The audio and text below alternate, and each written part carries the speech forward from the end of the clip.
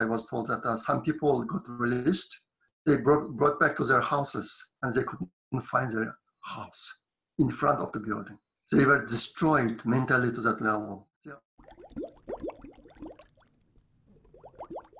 Hello everyone, I'm Rana, and today I'm here to interview Dr. Erkin Sidick, who is the Senior Advisor to the World Uyghur Congress and the founder of the Uyghur Academy. He was born in the city of Aksu in Xinjiang. He worked as a teacher and a research associate at the University of Xinjiang. He currently lives in California, and his impressive resume includes many companies in Silicon Valley and NASA. So you have been very vocal about the Uyghur Genocide for years now. What has compelled you to start this, despite knowing the dangers for you and your family? I started a voluntary consulting service to Uyghur students in East Turkestan in 1993. Basically, we had a lot of young people, ambitious, and did very well at school. Starting in 2005, I started writing articles in Uyghur language in personal development, child development, goal setting. So I was well known back home by young people because they could come to me with any questions. I have been doing this kind of work until 2017, January of 2017. At that time, the last Uyghur website back home was closed down. Starting in 2017, meeting with me or communicating with me via email became a crime to put people in concentration camps. In 2009, that's the last time I went to my homeland. After I came back, many students who met with me couldn't graduate. They got punishment. But starting 2017, they all got arrested, put in concentration camps. The number is very large. In my estimate, it might be more than 3,000 young students. When I visited my homeland, I avoided all the political questions, anything like that. For example, one student asked me about bilingual education. What happened is China used this bilingual education as an excuse to eliminate Uyghur language. They called it bilingual education, but in reality it's not. It's to eliminate Uyghur language and just everybody live with Han Chinese language, Mandarin. But when that question was asked, I didn't answer it. They tracked my email, the Chinese government. And I know several people who disappeared after writing me emails. I got information from insiders at the top level of Chinese government that the Chinese government decided to kill 1/3 of the Uyghur population, lock up 1/3 of the Uyghur population, bring back the remaining 1/3 of the Uyghur population. In China, the population number of minorities also a top secret. They don't tell the real number. China basically make up numbers when it comes to the population number of the minorities. In 2017, it's 11.3 million, but recently, on September 3rd, China's foreign minister spokesperson said there are 12.73 million Uyghurs now. But our estimate is 20 million. So if you think 1/3 of the 20 million is more than 6 million, I have been saying up to 9 million Uyghurs have already been detained because I have a lot of the internal information. If you go to our homeland now, in the city, Uyghur people disappear. The Middle Ages people, they're all gone. What happened to them? Where they are? We have to ask this question all the time. That in this year alone, the Chinese government planned to move 4 million Uyghurs to Han provinces as forced labor workers. Until now, they already moved like 300,000 Uyghur people into Han provinces. Initially, I thought if the Uyghur students work hard, do well, it is okay. Under the Chinese law, it is okay. But the Chinese government didn't allow us to live. It started soon after they occupied East Turkestan in 1949. If you know the Chinese history, you will understand this kind of situations. That's the character of the Chinese ruler for a long time. They don't allow other cultures, other races live together with them. So you have only two ways. One is to get assimilated. Another one is to die out, disappear. And we are not danger to anybody. People lived in Taklamakan for so many centuries without causing any problem with other people. But now China decided to get rid of us. Could you tell us a bit more about your role as a senior advisor to the World Uyghur Congress? The Uyghur people back home lost everything. You cannot find anything belong to Uyghur there anymore. Our language banned, religion banned, custom banned, culture banned, everything is banned. So we are trying to preserve abroad.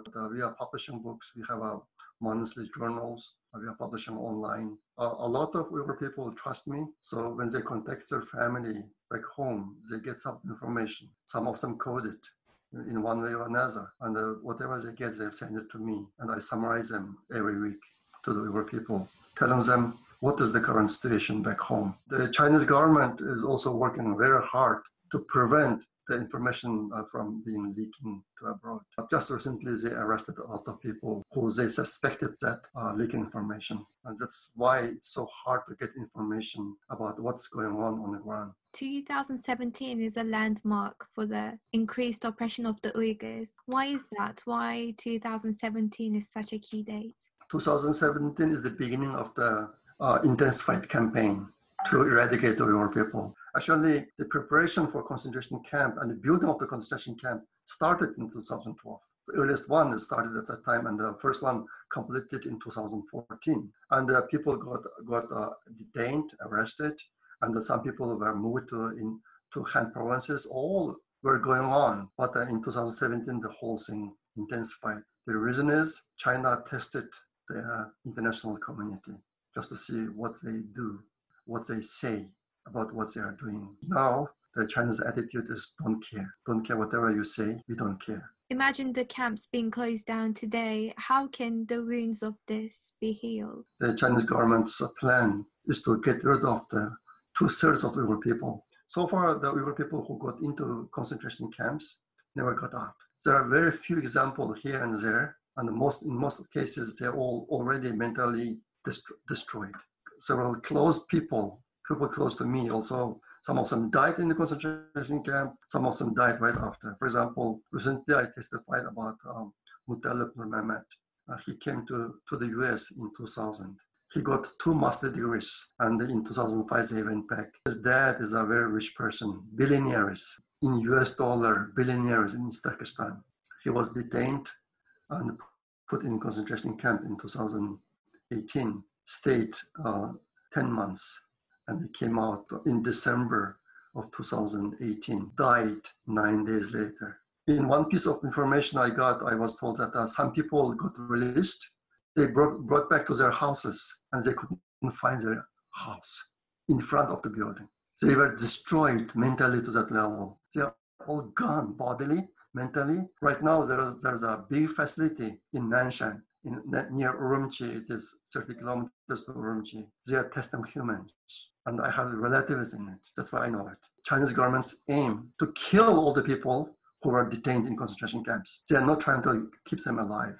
So if I come back to your earlier question, what's the path forward to solve this problem? I think a lot about this. Actually, we should use the international apparatus to stop this tragedy. China was elected as the counseling member to the UN Human Rights Council. This is a giving the gun to a serial killer.